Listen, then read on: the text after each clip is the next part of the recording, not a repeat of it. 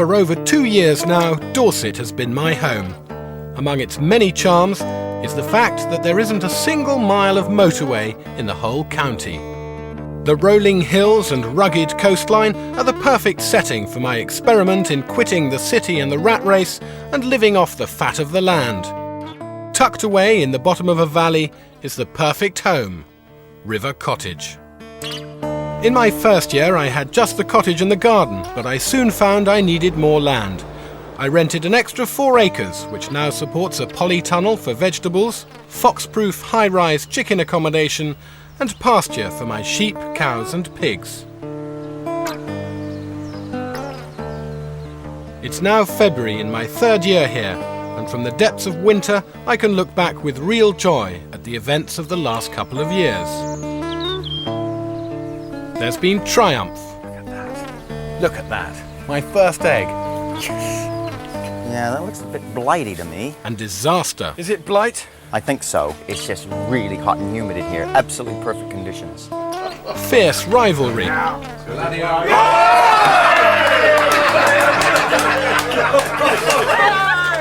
And lasting friendships.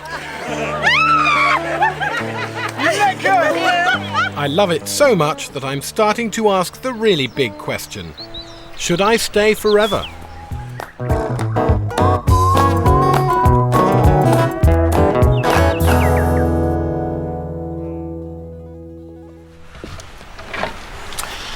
If there's one thing down here that I enjoy even more than a sunny summer's day, it's a sunny winter's day like today. The air's so clean and crisp, it feels like I could live off it. Which would be nice, because there's not much else to eat round here at the moment, for me or my animals. First thing every morning, come rain, shine or hoarfrost, is the daily livestock check. Apart from freezing over the water trough, the cold doesn't seem to bother either Marge the cow, her son, or any of my 6 sheep.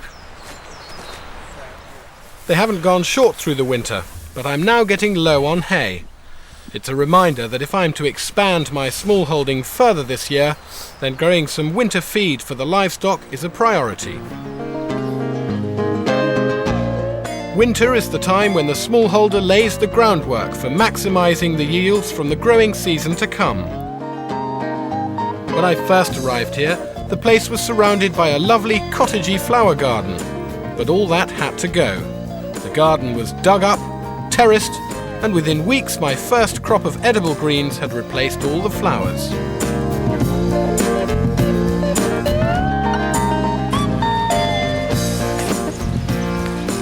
I always like working on the house vegetable patch because just about everything I grow here is for my own personal consumption, and I'm particularly looking forward to the purple sprouting broccoli, which should be ready in a couple of weeks and is going to very nicely plug the gap between the last of my rather straggling cabbages and the first showing of whatever I put in here.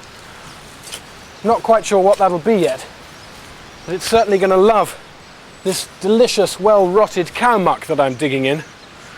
I may be a bit short of food in my own larder, but I certainly can't afford to let my plants starve.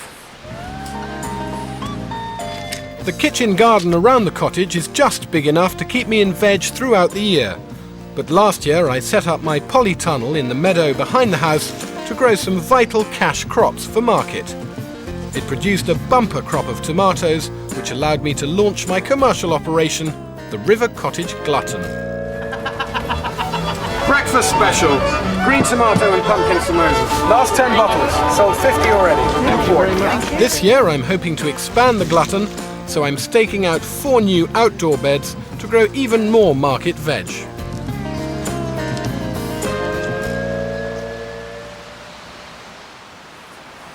Even at this time of year, inside the polytunnel, it's all rather snug and warm, which means I can get all my seedlings off to a flying start.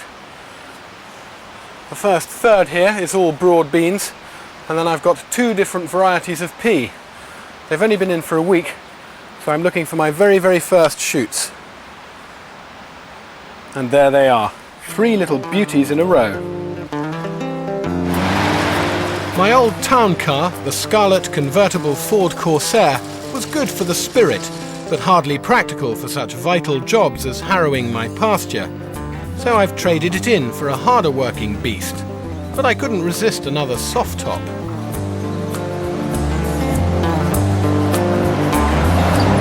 Without doubt, one of the most satisfying things I've done in my first couple of years at River Cottage is rearing my own animals for meat. But one thing that's been off the menu for rather too long now is a really tasty chicken. And this year I intend to put that right. Luckily, I think I know just the man to help me do it. Last year, it was egg layers that could climb that I was after. Yes. And I must say, you delivered. Those Welsumers, lovely birds. Oh, they were beautiful birds. And they went up there too, did they? They went up. There you are. The full 8 feet. There you are. Richard Hicks is my poultry guru. I met him at the Gaggle of Geese poultry auction last year, and he helped me choose some reliable layers to keep the River Cottage larder stocked with eggs. Don't give in. He also provided me with some top tips for bidding. Give them a wink. Give them a wink. But if you've got an affliction, you're in trouble. Yes. This year he's offering me some of his own stock to help me develop my tasty table bird. He reckons that the best sire for my roasters will be an Indian gamecock. The Indian game? Indian game, that's the boy. And what is that? Does that make for a sort of tougher, tastier meat? It would be tastier and also put more meat on the breast. Right. Where you want the meat. He's the bird for that. Look at him walk. His legs are unbelievable. Yeah, look at the stature he's got. Beautiful bird. I used to court a girl like that with legs like that here. Beautiful bird. I bet she didn't give you any trouble. The plan is to cross the tough but tasty Indian gamecock with 3 different breeds of hen, in the hope that one of them will produce the ultimate roasting bird. My own Welsumers will be part of the experiment, and Richard's providing a trio of his plump white Wyandottes and a pair of an ancient breed called the Dorking. Let's talk money. That's 3 Wyandottes and a 2 Dorking. Yes. What's your best price? Tenner a bird. Is that for the hens? Are you waiting for me to haggle at this point? Tenner a piece. You can haggle? All right, I'll say 750. I'll give you a bit of luck money. You can have it for 9.50 a piece. Okay, call it 9, it's a deal. £45. And the cock? I don't know. Cockerel comes on vacation. So you can come and have a holiday at River Cottage? You can have a holiday at River Cottage. No extra charge? Not at all. It's a done deal. Next morning, I've just got to put the finishing touches to my fully refurbished chicken run. Personally, I'm absolutely convinced that the quality of meat you get from an animal is a direct product of the quality of life it's enjoyed. Obviously, that means giving them an appropriate natural diet. But it also means allowing your animals to express some of their instinctive behaviour patterns. In the case of chickens, there's a little bit more to keeping them happy than you might at first think. They need shelter for roosting and privacy for laying. They need water for drinking and a dust bath to preen in. And the odd feature should help to make their life a bit more interesting. I've added another high-rise coop and a low-rise alternative for reluctant climbers. Put them all together and you have Chickenopolis. Now today happens to be Shrove Tuesday, the day of the Netherbury Pancake Race, and I'm hoping to lure Richard into an unwise wager. But first it's time to introduce the hens and the vacationing cockerel to their des res. Welcome to Chickenopolis, Richard. Beautiful, beautiful place. Do you think? Oh, I think he'll enjoy his holiday here. What lovely surroundings. I don't say he's going to use the top flat. No. But he'll enjoy it. What about the semi-high rise? No. I think he's more the bungalow. He likes his feet on the ground. Oh, yes. Better in here, Hugh. Bungalow Bill goes into his low rise with the fluffy plump Wyandottes to keep him warm at night. The Welsumers are already resident in one of the high rises, but I reckon the hardy Dorkings should manage the climb in the other. And when they come down in the morning, Bill should be all the more pleased to see them. You can give that to me. Give him 10 days to settle and let the cock find his feet. The weather can warm up a bit. That's right. And then after that, I can assume that there's a pretty high fertility rate. It'll be getting better, yes. And then save your eggs back, put them on a tray, but just turn them daily, end to end. Turn them daily, and keep them in a cool place. Do you know, it was a revelation to me that you can keep the eggs cold until you've got enough, and then you can put them all under at once. Yeah, that's right. I thought you had to get, as soon as they were laid, and you had to get them under a broody bird or in the incubator. You could let them go totally cold, and then they'll spark back up. Yes. So they're sort of dormant. Yeah.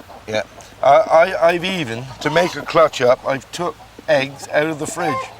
Really? And they've hatched. Well, I'm very excited. Since he's brought the chickens over, the least I can do is offer Richard some pre-Lent lunch.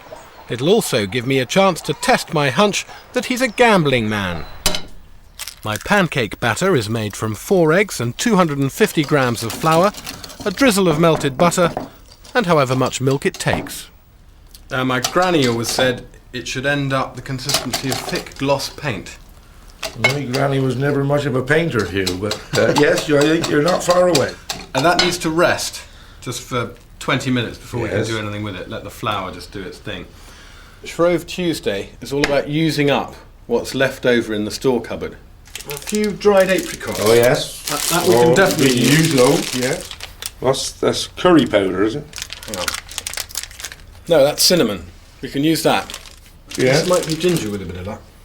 Sugar, red currant jelly. Yeah. So we can use all this. Yeah, yes. Very good. And this, I'm sad to say that this is the last of my home cured bacon. What do you think of that? Beautiful.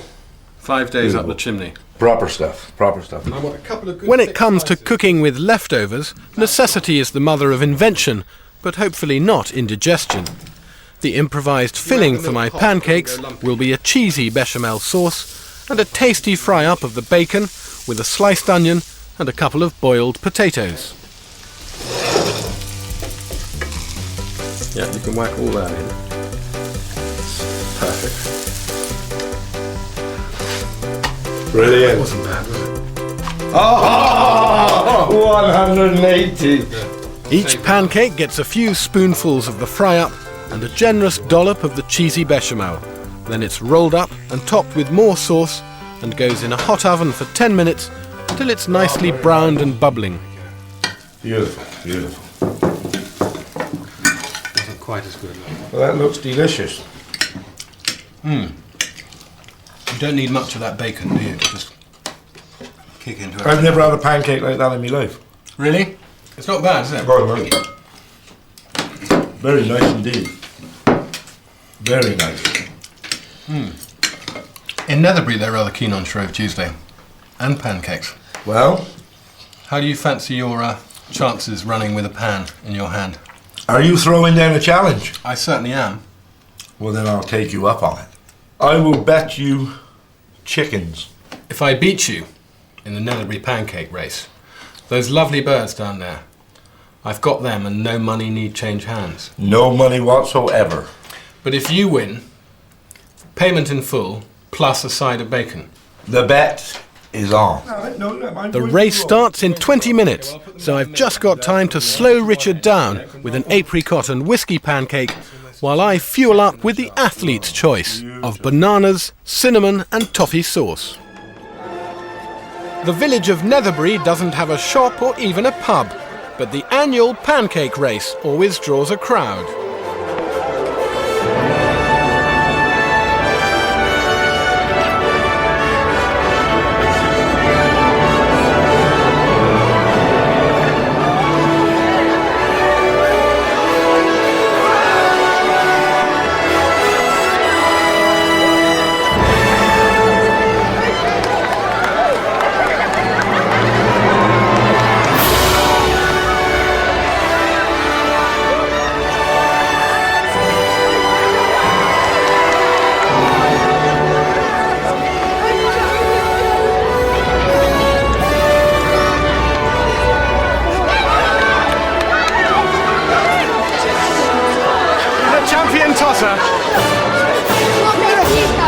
Mr. Hicks wins by a whisker. So, how's Joanna looking, do you think? I first introduced a flock of sheep to River Cottage at the beginning of last year. I chose them from a pedigree herd with the expert advice of John Randall, godfather of the Dorset Down breed. So you're looking for depth of meat at the back end. We've got a whole handful of meat there. Yes, I certainly have. That is how I tell the back end. Among other things. 1, 2, 3. Under his careful eye, it would appear I picked the right ones. After an extensive scrub-up and some very careful and rather complex hairdressing lessons from my neighbour Joe Forsey, Joanna the sheep won second prize at the Melplash show. Well done. You did brilliantly. It wouldn't be considered vulgar to put this up there. No, Good. everybody shows off. I wouldn't have got anywhere at Melplash without Joe, and it's to her I've turned again for help with the more serious business of lambing. How's your maternity skills? Prenatal nerves are just starting to kick in. Have you done the classes? You are the classes. I am doing the classes. This is the class. The ram paid a visit last November, but I still have no idea how many of my 3 ewes are pregnant and when they're due. I'm not convinced she's not actually in lamb. This one. Yes. Definite? Yeah, she's plumping up nicely. Look underneath. Be brave. Oh God, so she is. That's the milk coming into her udders. Yeah, she's getting ready. I reckon you've got about a week. A week? A week, 10 days. No more, I don't think. You're she's gonna kidding? No, I think she's going to be first. Perhaps we could go and have a look at the maternity ward? The maternity ward. Right? I haven't sort of got it super organised yet. Well, you know what I'm going to say? What? Spring clean. You don't want any bugs on your newborn lambs. You want it all nice and clean.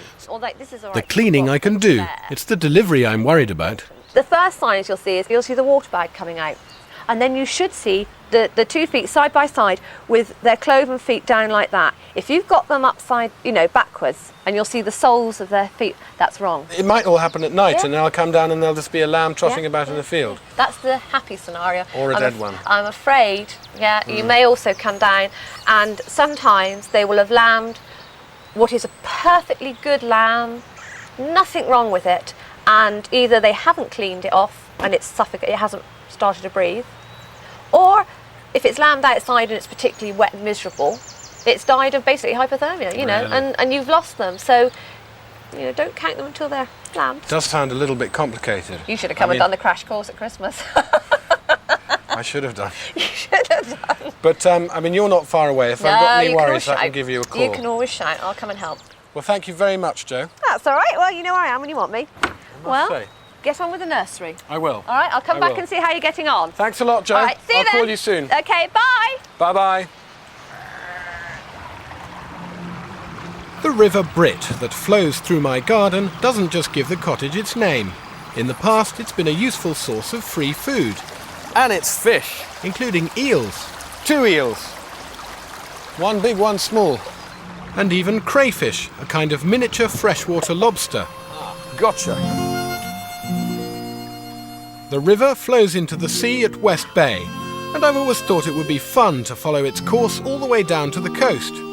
So, as a distraction from prenatal anxiety, I'm off for a waterborne ramble. We're just skimming over the rocks.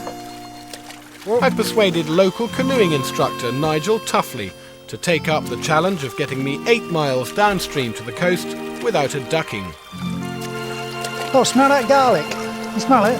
Wild garlic? Yeah. Yep, should be flowering very soon. I've got half an eye out for a few edible goodies on the way down, actually, Nigel. Yeah, what are we looking for then? But you see that parsley stuff Yep. that's just got its feet in the water? Yep, I've just eaten some. In fact, yep. you've got some right by your paddle Just there. there. Don't touch it. Because, Deadly poisonous. excellent, we'll have some of that then. That's hemlock water dropwort. That's what Socrates took to commit suicide. Daft bugger he was then. I've driven from the cottage to the sea 100 times, but going the way of the eel reveals a whole new landscape. That's more like it, eh? Yep, that's the sort of spot where you'd see otter paw prints. Uh-huh. Those On a little muddy bank? Yeah, those little muddy banks.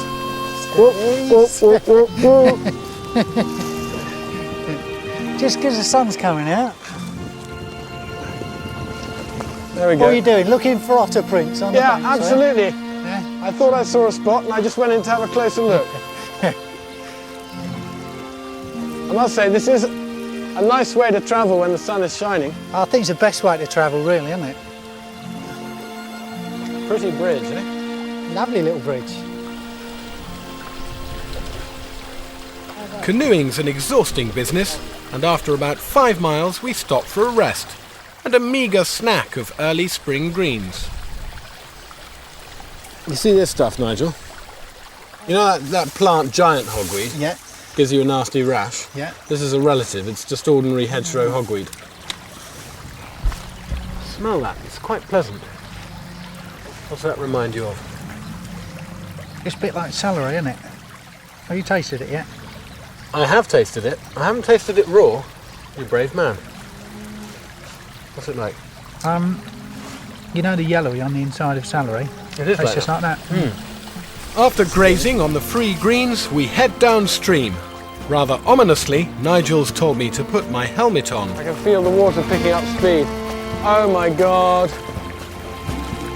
Want to be far right over here? Oh my God. You're staying a fast part. Go on, give it some.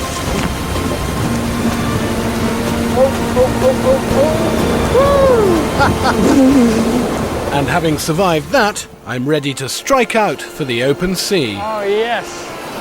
God, a bit bumpy. Yeah, looks a bit better.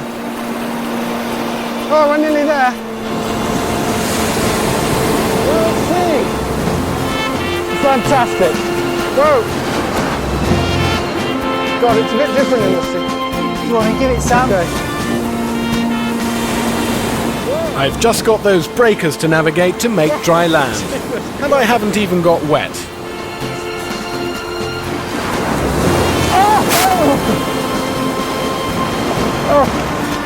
Got it. The mighty bridge has been descended from River Cottage. 8 miles to the sea. Yeah, you got I can most of taste sea the in salt. your boat. I don't suppose you're the tiniest bit tired. The light's fading fast, and so am I.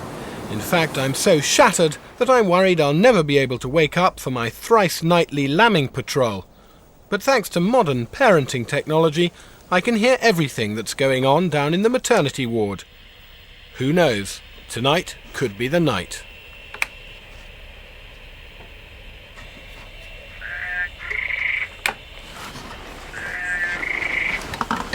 Joe? Hello, dear. She's sort of growling. Okay. All right. I'll see you very shortly, Joe. All right, girl. All right, girl, don't you worry. Oh, she's doing something. She's very uncomfortable. What do you think? False alarm?